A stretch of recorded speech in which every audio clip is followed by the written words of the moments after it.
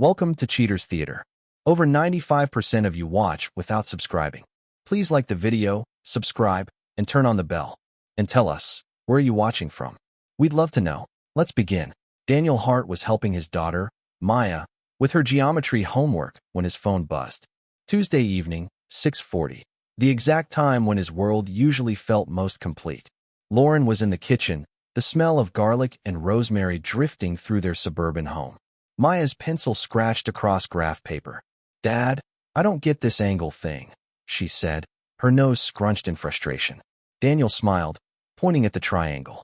"Think of it like flanking positions. You can't attack head-on." His phone buzzed again. Brian Keller. His brother-in-law did not call during dinner unless it was important.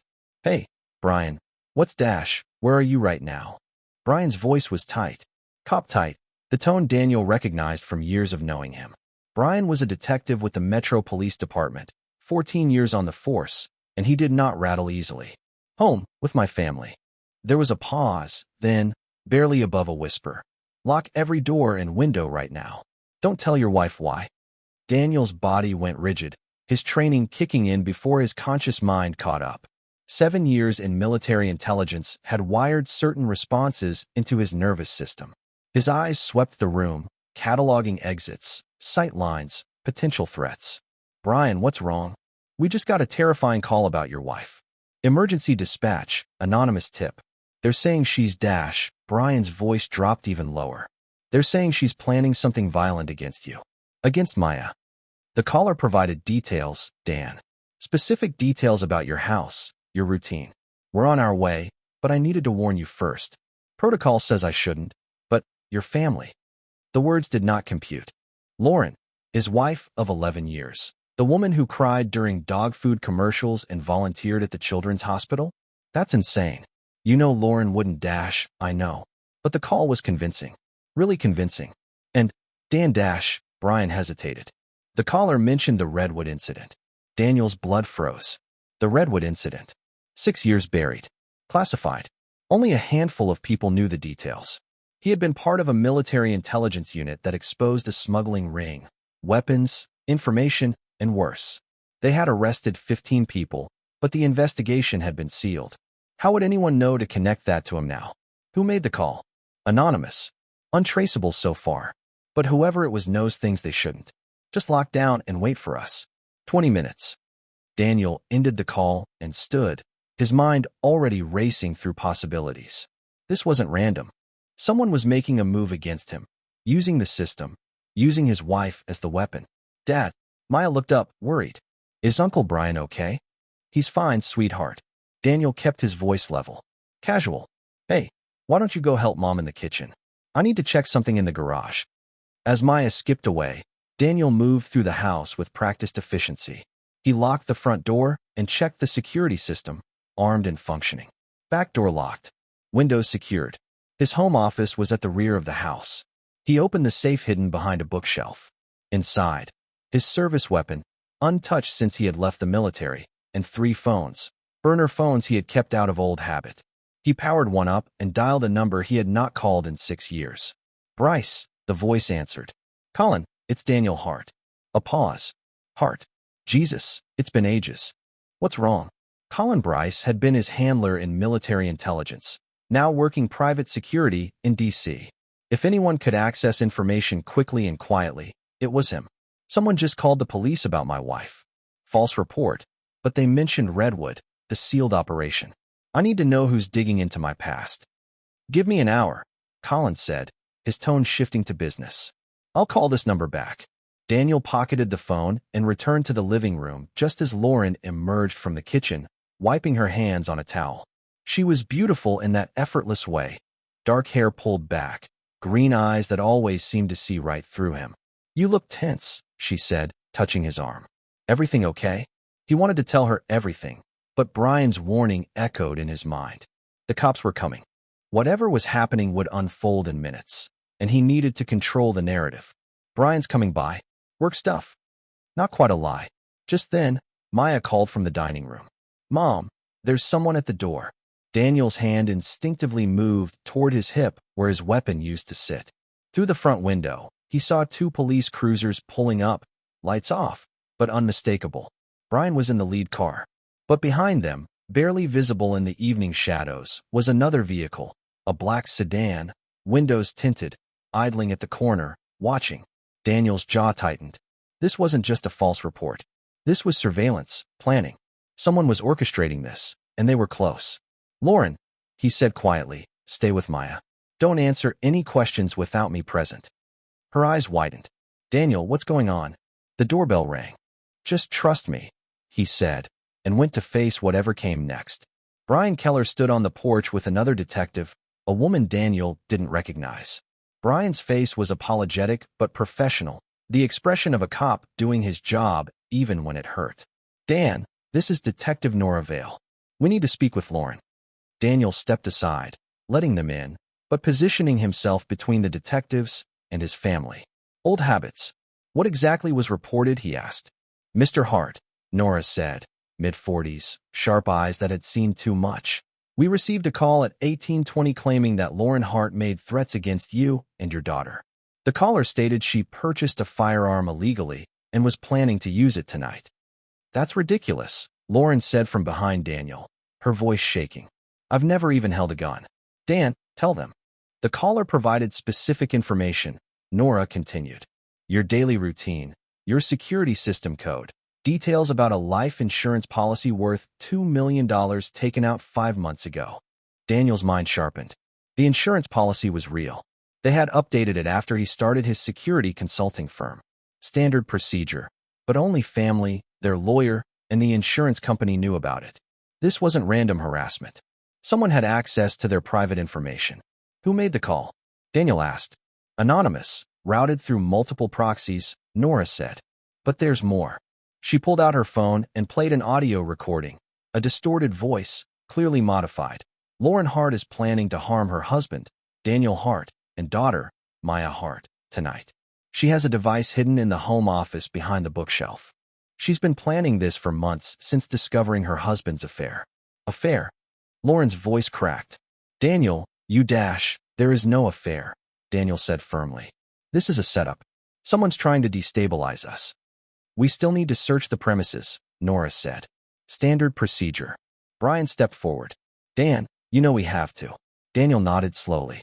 He could refuse and make them get a warrant, but that would only delay the inevitable and make them look guilty. "Fine. Search. You won't find anything." As the detectives moved through the house, Daniel's burner phone vibrated in his pocket. A text from Colin Bryce. "Got something. Call me ASAP. This is bigger than you think." Daniel excused himself to the backyard and dialed quickly. "Talk to me," he said when Colin answered. "Your past caught up with you, brother. Remember Grant Mercer from the Redwood operation?" Daniel's blood ran cold. Grant Mercer, a civilian contractor working logistics for the military.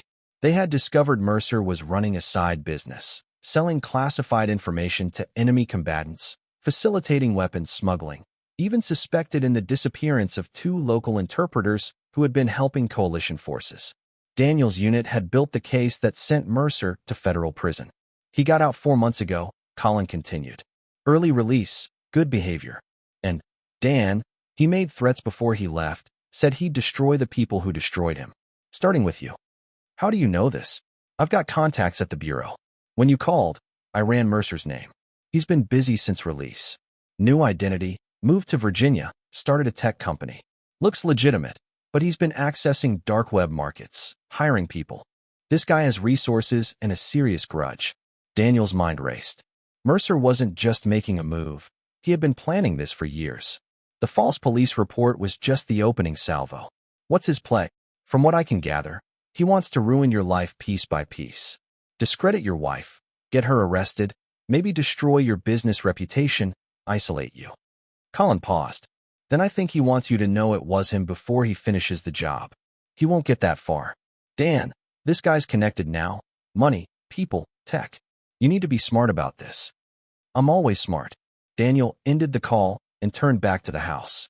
Through the window, he could see Nora and Brian searching his office. They wouldn't find a device because there wasn't one. But Mercer knew this was about the process, the humiliation, the seed of doubt planted in the minds of neighbors who were surely watching the police cars. The black sedan was still at the corner. Daniel took a photo with his phone and zoomed in. He couldn't see the driver clearly, but he didn't need to. Mercer wanted him to know he was being watched. Inside, Nora emerged from the office empty-handed. Nothing. The tip was false.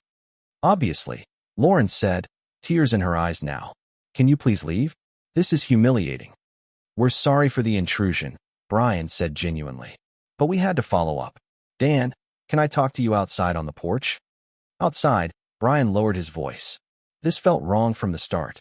Too elaborate for a prank. Too specific to be random. It's targeted. Daniel agreed. Someone's coming after me. You know who? I have an idea. Someone from my military days. He just got out of federal prison. Brian's instincts kicked in. You think this is revenge? I know it is. And this won't be the last move. He's going to escalate. Then we need to get ahead of it. File a report. Get protective surveillance. No. Daniel's voice was firm. That's what he wants. Get the system involved. Tie me up in red tape. Make me defensive. I need to move first. Dan, if you know who's threatening you, let us handle it legally. This guy spent years in federal prison planning his revenge. He's not going to slip up and leave evidence. I need to handle this my way. Brian studied him for a long moment. Your way meaning? I'm going to find him, figure out his plan, and stop him before he hurts my family. Whatever it takes. Be careful. Don't do anything that'll land you in prison. Daniel smiled grimly. I'll be careful not to get caught. After Brian left, Daniel returned inside to find Lauren sitting on the couch, Maya beside her. His wife's eyes were red but defiant. Tell me what's really happening, she demanded. Daniel sat across from them, choosing his words carefully. Someone I helped put in prison years ago is out. He's coming after me by going after you and Maya. But I'm going to stop him. How? By being better than him, smarter, more prepared. He took Lauren's hand. I need you to trust me. Things might get strange for a while, but I promise you I will keep this family safe. Maya looked scared. Is the bad man going to hurt us? Daniel pulled his daughter close. No, sweetheart. I won't let that happen. Even as he said it, his mind was already 3 steps ahead, planning his counteroffensive. Mercer wanted to play games? Fine. Daniel Hart had spent 7 years in military intelligence learning how to dismantle threats. It was time to dust off those skills. When he checked the window again, the black sedan was gone. But Daniel knew Mercer would be watching, waiting for his next move. Good. Let him watch. Let him think he had the advantage. Because Daniel was about to show him exactly what happens when you threaten a man who spent years hunting predators. This was just beginning. Daniel didn't sleep that night. Instead, he sat in his office, 3 laptops open, pulling together everything he could find on Grant Mercer. Colin had sent over files, Mercer's prison records, early release documents, a list of known associates.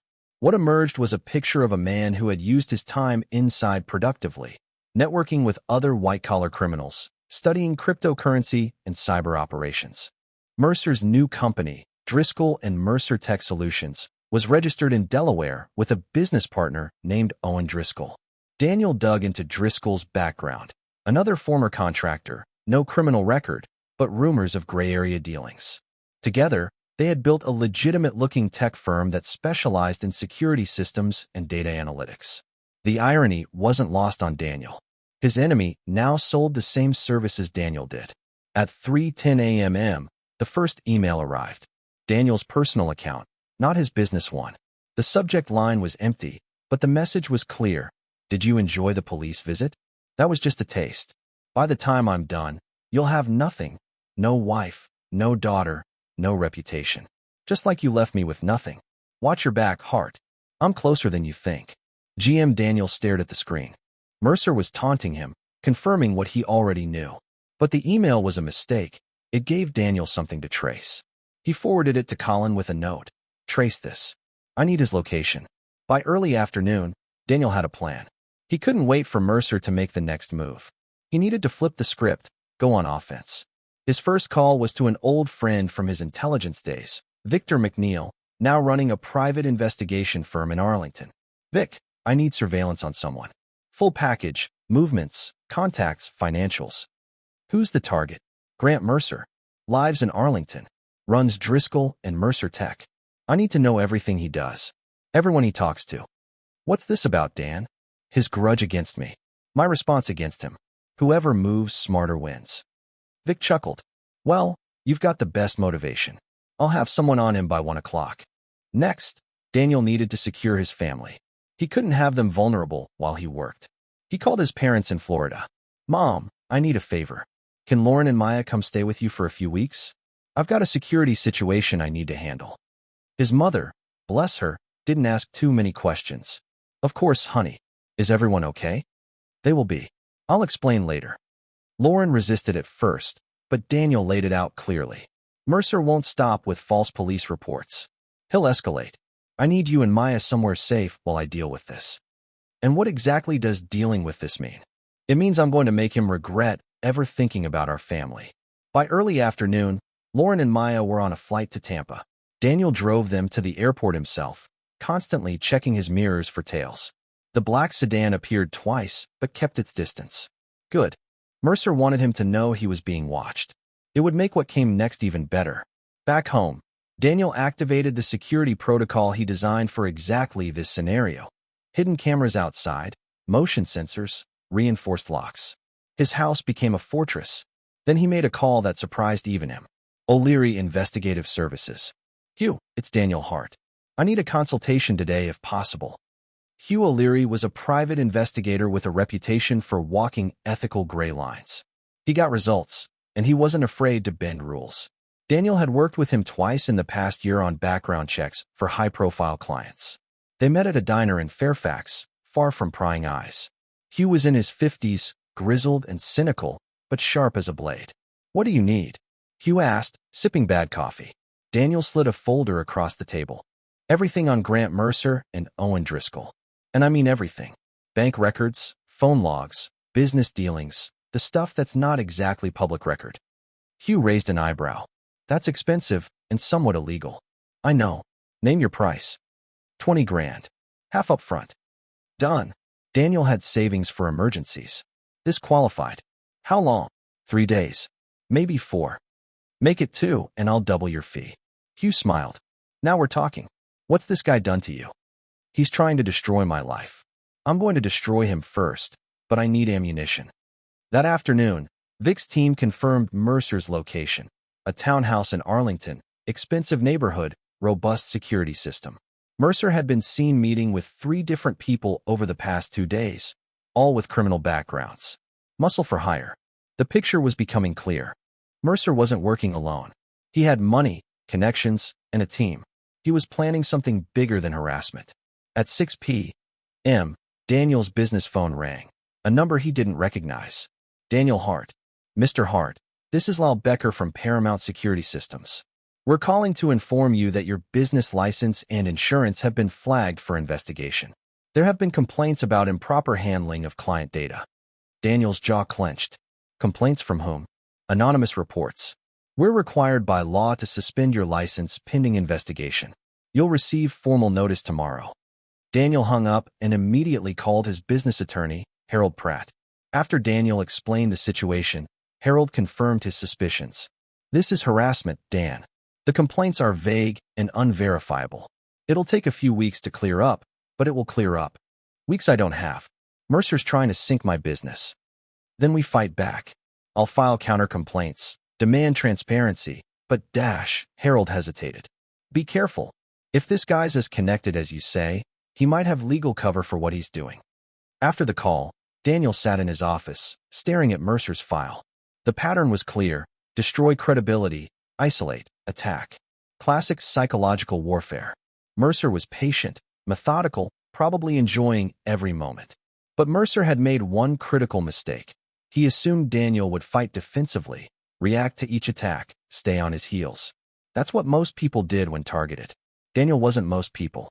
At midnight, he drove to Arlington, parking 3 blocks from Mercer's townhouse. He had done reconnaissance missions in hostile territory where one mistake meant death. This was child's play by comparison. Using night vision equipment from his military days, he surveyed the property. 2 guards outside rotating shifts, security cameras positioned poorly, blind spots at the side entrance. Daniel took photos, notes, mapped the entire block. Mercer felt safe here, protected. That confidence would be his downfall.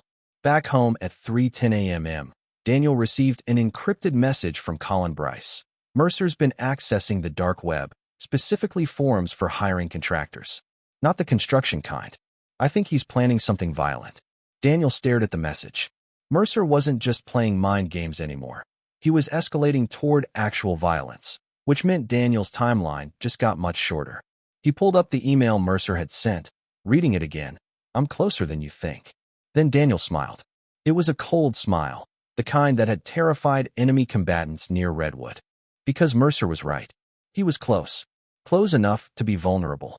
Close enough for Daniel to strike first. The hunter had just become the hunted, and Mercer didn't even know it yet. Hugh O'Leary delivered in 48 hours, and the information was gold. Daniel sat in his office, spreading documents across his desk. Bank statements showed Mercer had liquidated assets worth nearly $500,000 in the past month. Money moving through shell companies and cryptocurrency wallets. Phone records revealed calls to known criminals. 2 ex-cons specializing in intimidation. A hacker who had done time for identity theft, and someone listed only as R.N. Likely Rick Nolan, a convicted arsonist released 5 months ago. But the real breakthrough was in Mercer's business records. Driscoll and Mercer Tech wasn't just a front. They were actively running a sophisticated operation. They had signed contracts with 3 major corporations, installing security systems that gave them backdoor access to sensitive data. It was the same game Mercer had played during Redwood, just with a corporate veneer. He's building capital for something big, Daniel muttered to himself. His burner phone rang. Colin Bryce. Dan, we've got a problem. Mercer just purchased weapons, AR-15s, ammunition, enough to start a small war. All legal purchases through intermediaries, but the timing is bad. How soon? Could be any day. My source says Mercer's been talking about a final confrontation. He wants you to know it's coming. Wants you afraid. Daniel leaned back in his chair. Fear. That's what Mercer was selling. But he didn't understand his target. Daniel had operated in zones where danger was a daily possibility. Fear was just another variable to manage. Good. Let him think he's winning. Meanwhile, I need you to do something for me. Name it. I need breadcrumbs. Records showing Mercer's company has been engaging in corporate espionage. Make it look real enough to interest the FBI, but traceable back to legitimate sources. Colin whistled. You're pointing them at him. I'm giving law enforcement a reason to look closer. Once they start digging, they'll find the real dirt. I'm just nudging. That's risky. If they trace it back to you, they won't. Use your best people. Make it clean. After hanging up, Daniel checked his surveillance feeds. Vic's team had Mercer under constant watch now, and the reports were concerning. Mercer had been meeting with his crew daily, rehearsing something. They had driven by Daniel's house 3 times in the past week, each time photographing it from different angles. They were planning an assault. Daniel pulled up the blueprints of his house, studying them with fresh eyes. He had always been security conscious, but now he needed to think tactically. Where would Mercer attack from? Front door, too exposed. Back door, good cover, but fewer escape routes. Windows, possible, but risky in a suburban neighborhood. Then it hit him. Mercer wouldn't attack the house. He'd lured Daniel out somewhere isolated where he could control the situation. The threatening emails, the surveillance, the business attacks, all designed to stress Daniel, make him paranoid, push him into a mistake. Daniel needed to flip that script, make Mercer think the plan was working, then spring his own trap. He called Vic. I need you to plant information. Make sure Mercer's people see me meeting someone at Riverside Park tomorrow night. Make it look like I'm desperate, reaching out to shady contacts for protection. You want to bait him? Exactly. He thinks he's hunting me. Time to show him what a real predator looks like. The next day, Daniel executed Phase 1. He drove to Riverside Park, an isolated spot along the trail, making sure Mercer's surveillance team could follow easily. At the park, he met with a friend from his gym, a guy who looked the part of hired muscle. They talked for 18 minutes. Daniel handed over an envelope, empty except for blank paper, then parted ways. Vic's team confirmed Mercer's people had photographed the entire meeting. That night, Daniel received another email from Mercer. Getting desperate, Hart? Hiring thugs won't save you. Nothing will. See you soon. Perfect. Mercer was taking the bait. But Daniel had another problem. His attorney called with bad news. Dan, the license suspension is moving forward. They've added more complaints, all anonymous. Someone's really gunning for you. Let it play out. I've got bigger concerns. There's more. Someone filed a restraining order against you. A woman named Julia Carlin claims you stalked her, threatened her. It's complete fiction, but it's tied up in the court system now. Daniel's blood boiled. He didn't know anyone by that name, which meant Mercer had hired someone to play a victim. It was brilliant in its cruelty. Damage Daniel's reputation further. Make him look unstable. Fight it, Daniel said. But don't make it a priority. This will all be over soon. After the call, Daniel checked in with Lauren. She and Maya were safe in Florida, though Lauren was getting anxious about the separation. How much longer? She asked over FaceTime. A few more days. I'm close to ending this. Dan, please be careful. I know what I'm doing. Trust me. That night, Hugh O'Leary came through again with a disturbing discovery. Mercer had rented a warehouse in Southeast D.C., paying cash for 3 months up front. Vic's team did a flyby. The warehouse was isolated, surrounded by abandoned industrial buildings. That's where he'll take you, Hugh said over the phone. Classic abduction site. Remote, no witnesses, easy to dispose of evidence. Daniel studied the satellite images of the warehouse. Mercer was planning something theatrical, something personal. He wanted Daniel to suffer before the end, which gave Daniel an idea. Dangerous, possibly insane, but one that could end this decisively. Hugh, I need you to access the warehouse security system. Can you do that? Probably. Why? Because I'm going to let Mercer take me there, and then I'm going to end this on his turf. Daniel spent the next 2 days preparing for the most dangerous gambit of his life. If Mercer wanted a confrontation in his warehouse, Daniel would give him one, but on Daniel's terms. First, he needed hardware. His old service pistol wasn't enough. He called a former Army buddy, Travis Monroe, who ran a gun shop in West Virginia. Trav, I need equipment. Off the books. How off the books are we talking? The kind that doesn't trace back to anyone. Travis whistled. You in trouble? I'm ending trouble. Can you help? For you? Always. Come by tonight. Daniel drove 3 hours to Travis's shop after closing time. In the back room, Travis had laid out an array. 2 Glock 19s, a tactical shotgun, ammunition, body armor, zip ties, and a police-grade taser. You planning a war? Travis asked. Just finishing one. Daniel paid cash, $20,000, and loaded everything into his truck. Back home, Daniel set up his trap. He had Hugh access the warehouse security system, giving Daniel control of every camera, every door lock, every electrical circuit. Mercer thought he controlled that space. He was wrong. Next, Daniel needed Mercer to commit. He sent an email from an anonymous account to one of Mercer's known associates, posing as a corrupt cop willing to sell information about Daniel's movements. The bait. Daniel would be alone at his house tomorrow night. No security. Vulnerable. Vic confirmed within hours that Mercer's team had received the message and were discussing it. They were planning to move tomorrow night. Daniel made a call to Brian Keller. Brian, I need you to trust me. Tomorrow night, I'm going to text you an address. Give me exactly 2 hours before you come to that location with backup. No matter what you hear, wait exactly 2 hours. Dan, what are you planning? Justice. Just promise me 2 hours. I can't officially agree to this, Brian said after a beat. Unofficially, 2 hours. But if you get yourself hurt, Lauren will never forgive me. I won't be the one who gets hurt. The next day crawled by. Daniel checked his equipment 3 times, ran through scenarios, prepared for every contingency. He called Lauren one last time. I love you, he said. Tell Maya I love her, too. This will all be over soon. Daniel, you're scaring me. Don't be scared. I'm the scariest thing in this fight. At 7 p.m., Daniel positioned himself in his house, lights on, moving where cameras could see him. Mercer's surveillance team was watching. Vic had confirmed their presence in a vehicle 2 blocks away. At 8:30, his security system chimed. Someone was cutting the power from outside. Daniel smiled. Right on schedule. He moved to his predetermined position in the hallway, waiting in darkness. He disabled his visible security cameras, but had hidden backup cameras running on battery power, recording everything. The back door lock clicked. They bypassed it quickly. Professional work. Daniel counted 4 sets of footsteps entering. Mercer had sent his crew first, probably watching from somewhere safe. Daniel let them search the ground floor, then deliberately made a sound upstairs. He heard them communicating via radio. Targets upstairs. moving to intercept. As they climbed the stairs, Daniel moved silently down the hallway toward his office.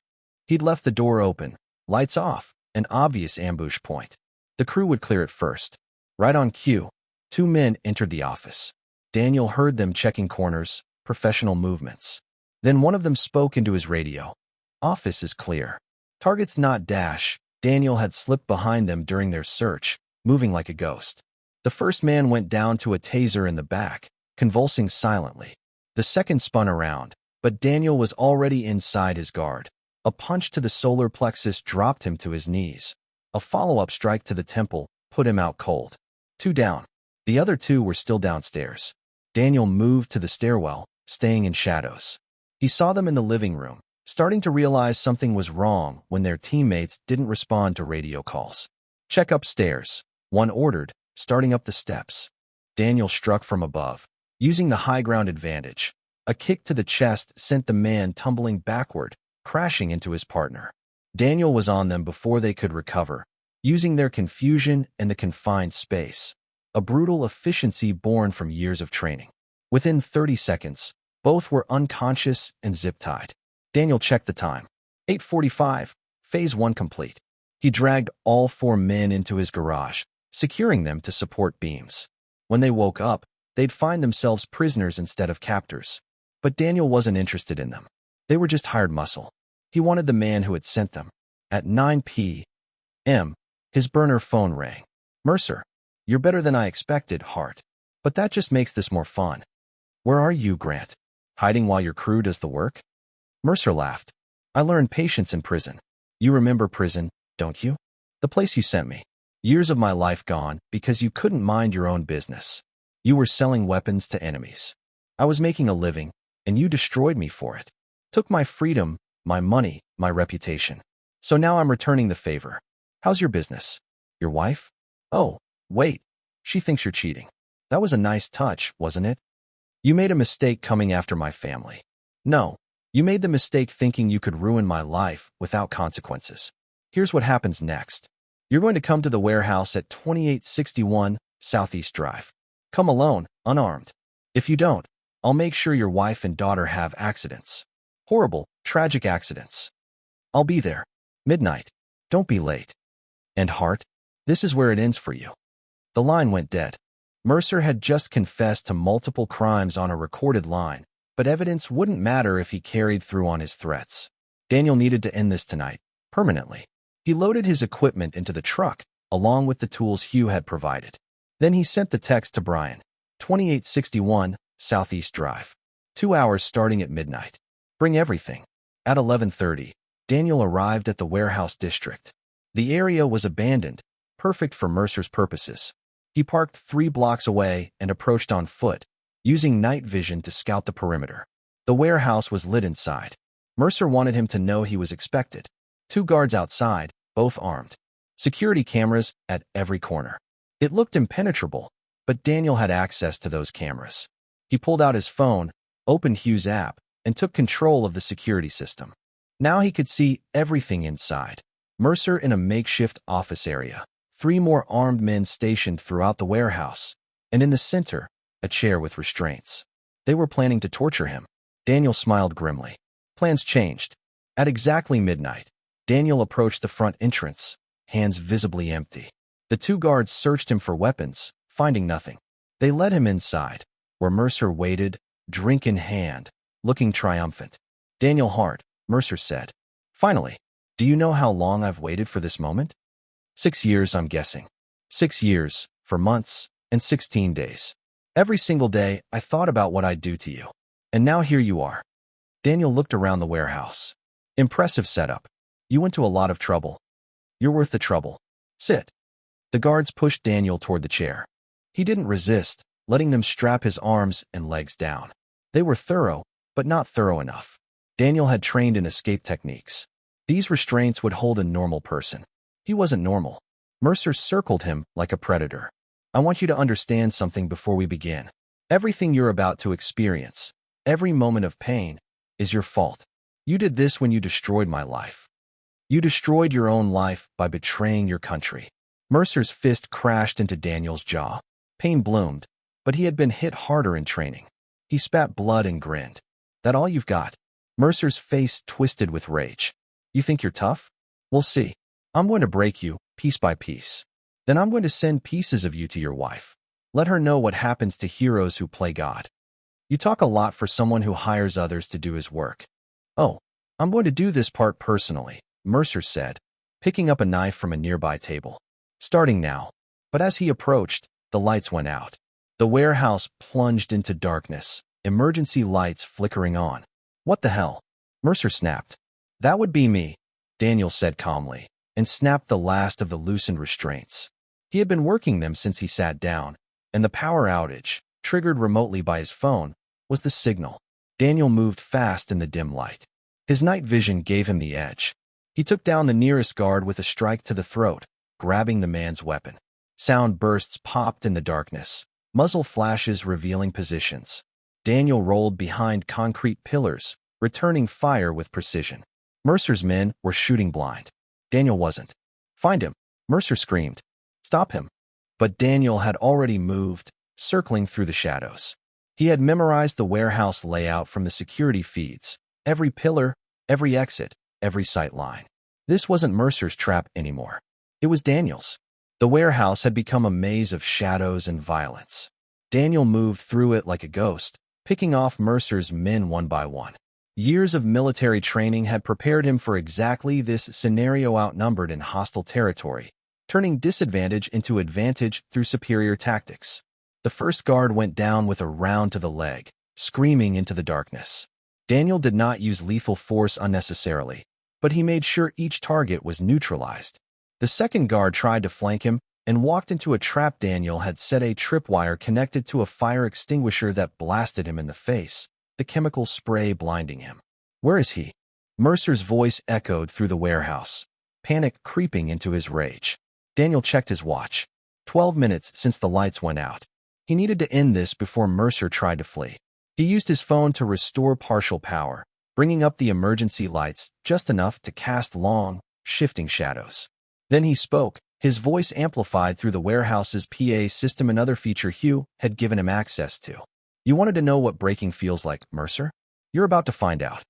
Mercer spun around, trying to locate the source of the voice. His remaining two guards were spooked, weapons sweeping the darkness. Daniel activated the next phase. The security cameras still under his control suddenly projected onto screens throughout the warehouse. Footage began playing. Mercer's meetings with criminals, discussions about attacking Daniel's family, the email confessions. Every incriminating moment captured and displayed. That's being uploaded to the FBI right now, Daniel announced, along with evidence of your corporate espionage, trafficking, and conspiracy to commit murder. Even if you walk out of here tonight, you're finished. You think you've won? Mercer shouted into the darkness. I'll disappear. New identity. New life. You can't stop me. Watch me. Daniel dropped from a catwalk he had climbed while they were distracted, landing behind one of the guards. A quick takedown, and the man was unconscious. The last guard panicked and fired wildly, bullets sparking off metal pipes. Daniel returned fire with precision, striking the guard's weapon and sending it skidding across the floor. The man raised his hands and surrendered. Now it was just Mercer. Daniel stepped out of the shadows, weapon raised. Mercer stood in the center of the warehouse, surrounded by evidence of his own crimes. His guards were defeated around him. It's over, Grant. Mercer laughed bitterly. Nothing's over.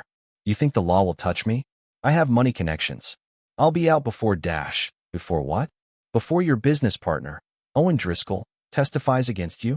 He's been cooperating with the FBI for the last 3 hours. Turns out he kept detailed records of everything you did in case he needed insurance. Mercer's face went white. You're lying. Am I? Daniel pulled out his phone, showing an email from Colin Bryce. It was real. Driscoll had turned the moment the FBI approached him with evidence. He had given them everything: financial records, communications, plans. Mercer had been betrayed by the person he trusted most. You see, I didn't just prepare for tonight, Daniel said. I prepared for everything. Your whole operation, every person you hired, every plan you made, I knew about it, and I dismantled it piece by piece. Mercer's hand darted toward his waistband, pulling a hidden pistol. But Daniel was faster. A single shot, and the weapon flew from Mercer's hand. Mercer dropped to his knees, clutching his bleeding hand. "You destroyed my life," Mercer sobbed. "I lost everything." "No," Daniel said coldly. "You destroyed your own life when you chose treason over honor. I made sure you faced consequences then and now." Sirens wailed in the distance. Brian Keller was right on time 2 hours after Daniel had entered the warehouse. Daniel approached Mercer, looking down at the broken man. "Remember this moment. You came after my family and lost. When you sit in federal prison for the next decades, remember why." Police cars surrounded the warehouse, armed officers flooding in. Brian entered first, weapon drawn, then lowered it when he saw the scene. Mercer on his knees, his guards disabled around him, Daniel standing, unshaken. "Jesus Christ, Dan," Brian breathed. "What happened here?" "Justice," Daniel said simply. "He confessed to everything. It's all recorded." He handed Brian a flash drive containing the evidence, videos, audio, documents, everything needed to put Mercer away. As FBI agents arrived and took Mercer into custody, Daniel watched without expression. Mercer looked up one last time, hatred in his eyes, but also defeat. Total, absolute defeat. "I'll come back," Mercer spat. "Someday I'll dash." "No, you won't," Daniel interrupted. "Because I'll be waiting, and next time I won't be so merciful." Mercer was led away in handcuffs, still shouting threats no one believed anymore. Brian approached Daniel. "I should arrest you too. You know that, right? Assault, unlawful imprisonment, about 15 other things." "But you won't." "No," Brian admitted. "Because that bastard threatened my sister and my niece, and you protected them. Just don't make a habit of vigilante justice." "Okay." Daniel nodded. "This was personal. It's done." As the FBI processed the scene, Daniel slipped away to his truck. He drove home as dawn broke over Virginia, exhausted but satisfied. The nightmare was over. At home, he called Lauren. "It's finished," he said. "You and Maya can come home." "Is it really over?" "Yes. Mercer's in custody. He won't threaten us again." Lauren's relief was audible through the phone. "I knew you'd protect us. I never doubted you. I love you, both of you. I'll never let anyone hurt our family. I know. That's why I married a warrior." 4 days later, Daniel sat in an FBI interview room, facing 2 agents who looked both impressed and concerned. Special Agent Clayton Clean and his partner, Agent Whitney Hayes, had been assigned to the Mercer case. "Mr. Hart," Clean began, "you understand you're not under arrest. This is just a conversation to help us understand what happened." "I understand. Walk us through the night at the warehouse." Daniel recounted a carefully edited version of events, how he had learned of Mercer's threats, set up surveillance, and discovered the planned abduction. He emphasized Mercer's confession, the evidence gathered legally through private investigators, and the fact that he acted in self-defense once brought to the warehouse. Hayes leaned forward. "You took down multiple armed men, disabled a security system, and turned the tables on someone who had been planning your murder for months. That's impressive." "I was military intelligence for 7 years. It's what I was trained to do." "Military intelligence doesn't usually teach hand-to-hand at that level," Clean observed. "I cross-trained with special operations units. When you're gathering intelligence in hostile territory, you need to know how to fight." The agents exchanged glances. They knew Daniel was holding back details, but they also had a clear-cut case against Mercer. The evidence Daniel provided was overwhelming, and Mercer's confession was recorded. "Here's where we are," Clean said. "Grant Mercer is facing federal charges: conspiracy to commit murder, aggravated assault, weapons violations, and corporate espionage. His partner, Owen Driscoll, is cooperating fully. The men who broke into your home are testifying in exchange for reduced sentences. This case is airtight." "What about the false police reports? The woman he hired to claim I stalked her?" Julia Carlin broke down under questioning. Hayes said. "She admitted Mercer paid her $10,000 to file false claims. She's being charged with filing a false report, but we're going easy on her since she cooperated. All complaints and any associated proceedings against you have been dropped." Daniel felt a weight lift from his shoulders. It was truly over. "What about my business? The license suspension?" "Already reinstated," Hayes said with a small smile. "Once we showed the regulatory board that the complaints were part of Mercer's harassment campaign, they expedited your clearance. You should receive formal notification tomorrow." "Thank you." "Don't thank us yet," Clean said. tone serious. "You bent some laws, Mr. Hart. The way you handled this wasn't exactly by the book. If I'd gone through proper channels, Mercer would have hurt my family before anyone could build a case. I did what I had to do." "We understand," Clean replied. "But consider this your warning. If you take the law into your own hands again, we won't be so understanding. You got lucky this time. Next time, you might end up in a cell next to the people you're fighting." "There won't be a next time. This was personal." The agents dismissed him with stern looks but no charges. As Daniel left the FBI building, he felt the sun on his face and realized how close he had come to losing everything. Mercer had almost succeeded in destroying his life. Almost. His phone rang. Hugh O'Leary. "Dan, you owe me another 20 grand. "Why's that?" "Because I just found out Mercer had a backup plan insurance in case you survived. He had someone ready to leak your military records classified material about the Redwood operation to the press." Daniel's jaw tightened. "Who?" "Guy named Rick Nolan, the arsonist I mentioned before. I found communications between him and Mercer. Dead man switch arrangement. If Mercer didn't check in by a certain date, Nolan was supposed to release the files." "Where is he now?" "That's the 20 grand question. I found him. Neutralized the threat. He's been convinced to destroy the files and forget Mercer ever existed. Let's just say he found religion fast when he understood the alternative." Daniel smiled grimly. "You didn't have to do that." "Yeah, I did. You're one of the good guys, Dan. Can't let bastards like Mercer keep hurting you from prison. Consider it a professional courtesy. Send me your bill." After hanging up, Daniel drove to his parents' house to pick up Lauren and Maya. They had flown back that morning, and he wanted to bring them home personally. When Maya saw him, she ran into his arms. "Daddy, did you beat the bad man?" "I did, sweetheart. He can't hurt us anymore." Lauren embraced him tightly. "I was so worried. I told you to trust me." "I did. Doesn't mean I wasn't terrified." On the drive home, Lauren asked the question Daniel had been dreading. "What did you do to Mercer? And don't give me the sanitized version." Daniel glanced at Maya in the back seat, already asleep despite the daylight. He lowered his voice. "I did what needed to be done. Legally when possible, less legally when necessary. But I never crossed the line into becoming like him." "How do you know where that line is?" "Because I never enjoyed it. Mercer wanted revenge, wanted to make me suffer. I wanted to stop a threat to our family. That's the difference." Lauren was quiet for a moment. "Brian told me what you did, how you took on those men, how you turned Mercer's trap against him. He said you were like someone else that night, someone scary. Does that frighten you?" "No," she said firmly. "It reminds me why I fell in love with you. You're a protector. When our family needed you, you became exactly what we needed. I just hope you never have to be that person again."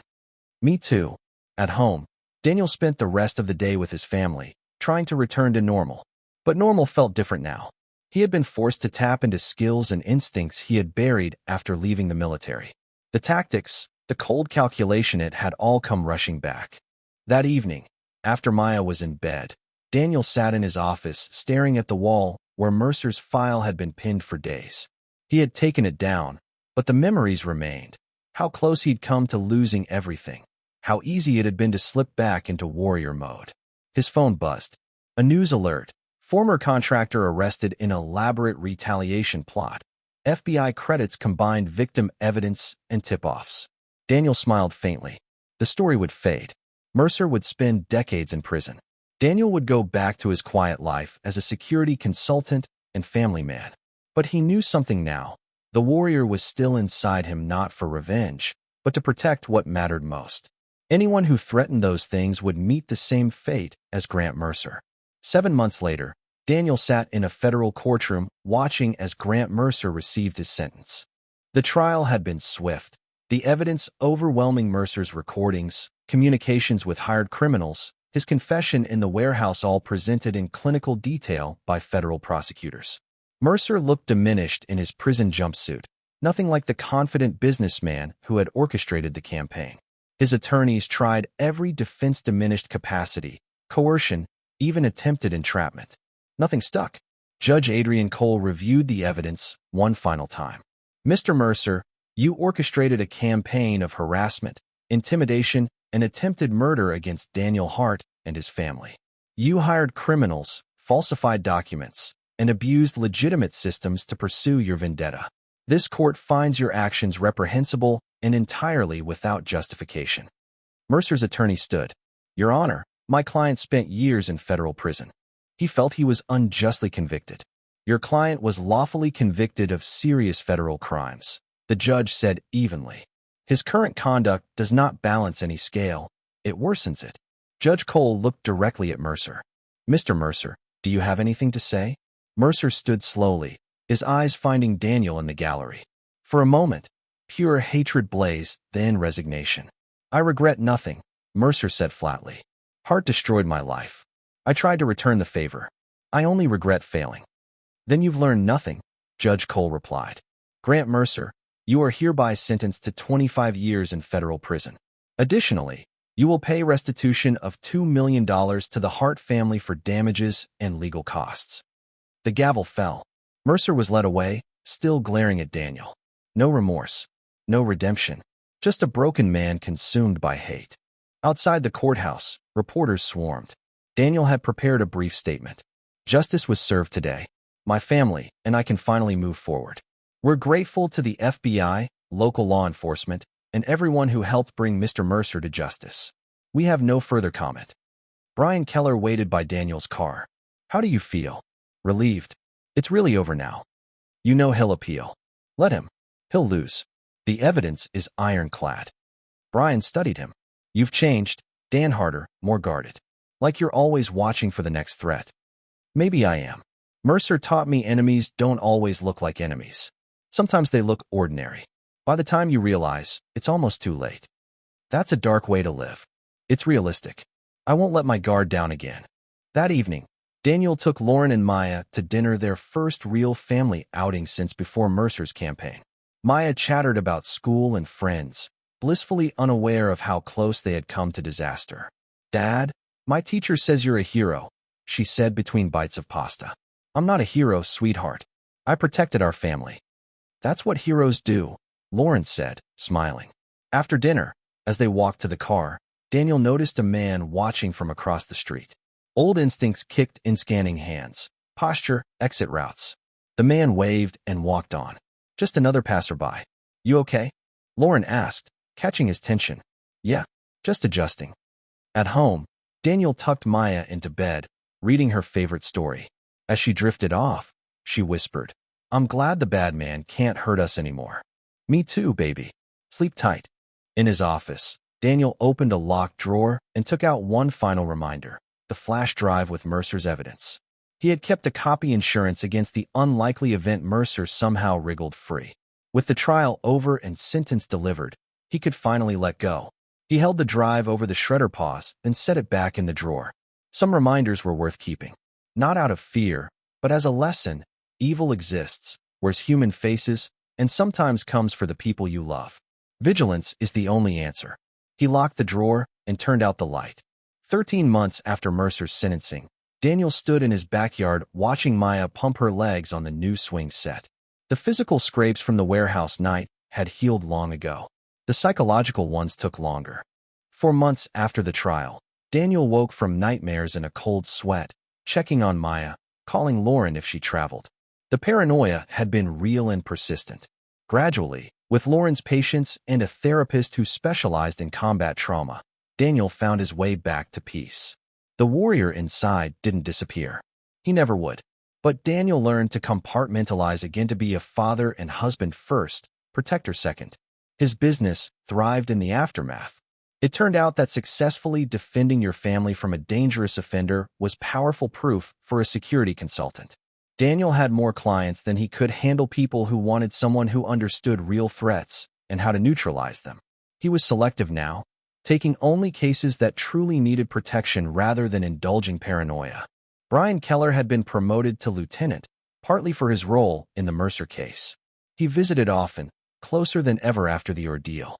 "You ever think about what would have happened if Mercer had been smarter?" Brian asked one afternoon over beers on the patio. "Every day," Daniel admitted.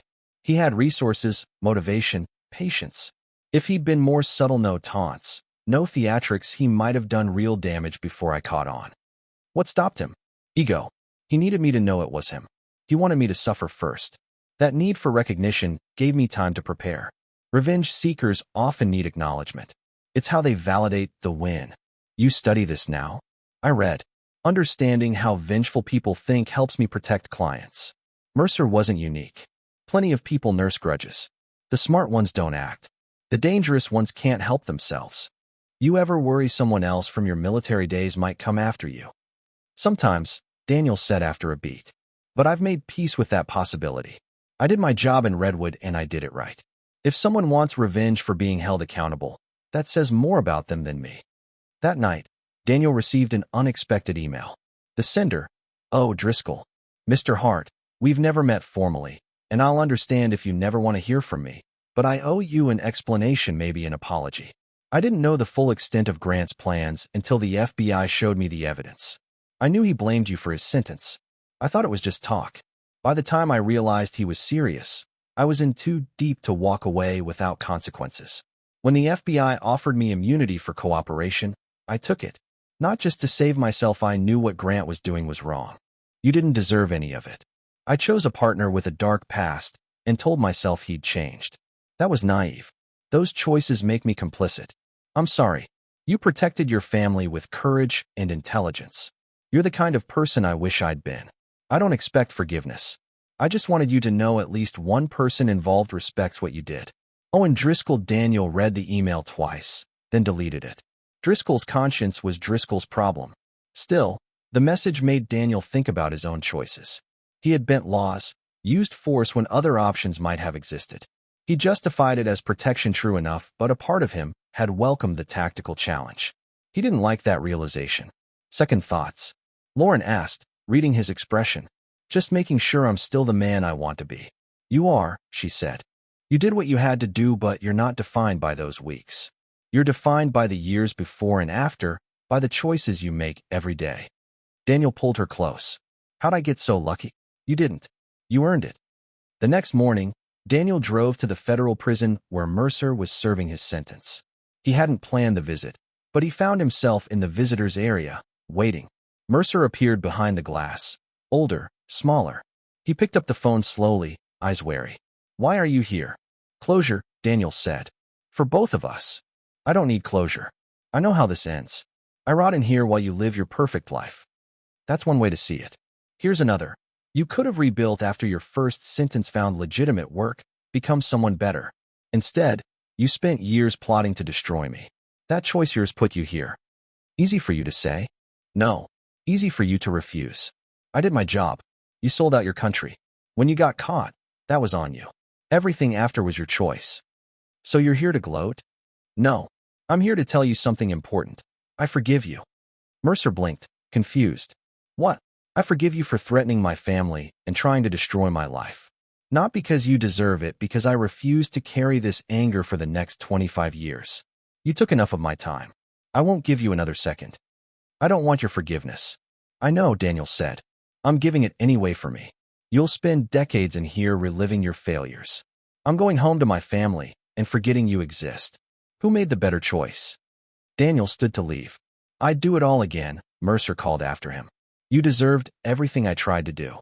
Daniel paused at the door and looked back one last time. "That's why you lost. You were fighting for revenge. I was fighting for love. Love wins." He left without waiting for a response. In the parking lot, he called Lauren. "I did something a little crazy. I visited Mercer."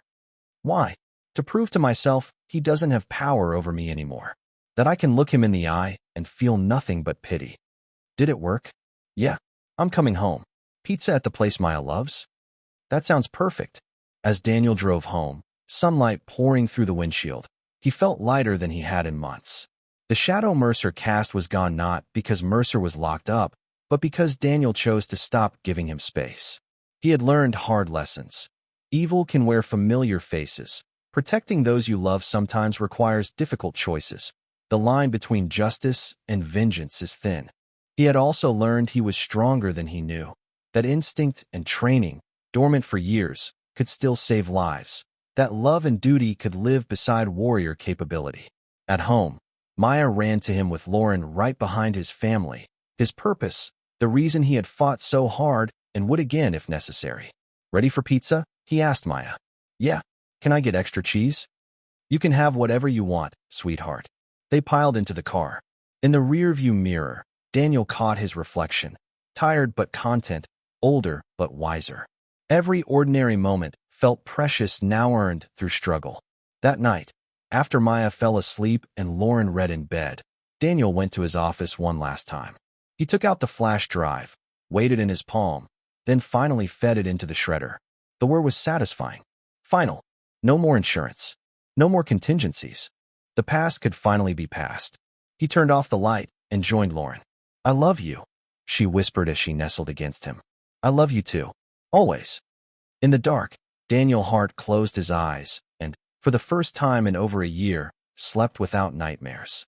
He had faced his enemy, protected his family, and emerged victorious not through revenge, but through strength tempered by wisdom. The warrior had done his job. Now the husband and father could rest.